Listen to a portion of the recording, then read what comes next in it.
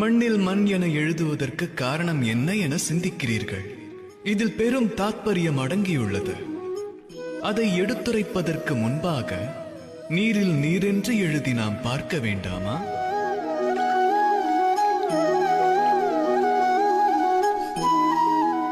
என்ன நேர்ந்தது? எழுதிய எழுத்து எங்கும் புலப்படவில்லையே. இதுவே தம்முடைய முதல் வினாவிற்கு விடையாகும். மண்ணில் மண் என எழுதுவது சுலபம், ஆனால் நீரில் நீர் என எழுதுவது கடினம். உறவிற்கும் இதற்கும் தொடர்பு உண்டு. உறவை உருவாக்குவது மண்ணில் எழுதுவது போல் எளிது. உறவை காப்பதென்பது நீரில் எழுதுவது போல் மிக கடினம். எழுதும் எழுத்து நீரில் எவ்வாறு புலப்படும் என சிந்திக்கிறீர்கள் அல்லவா?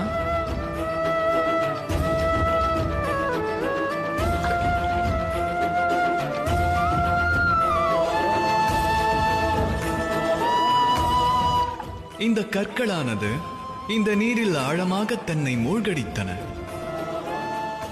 இதுபோலவே நாம் உறவுகளையும் காக்க வேண்டும். இந்த கற்களைப் போல நிஷ்டையோடு ஆழமறிந்தால் உறவுகள் என்றும் குலையாது.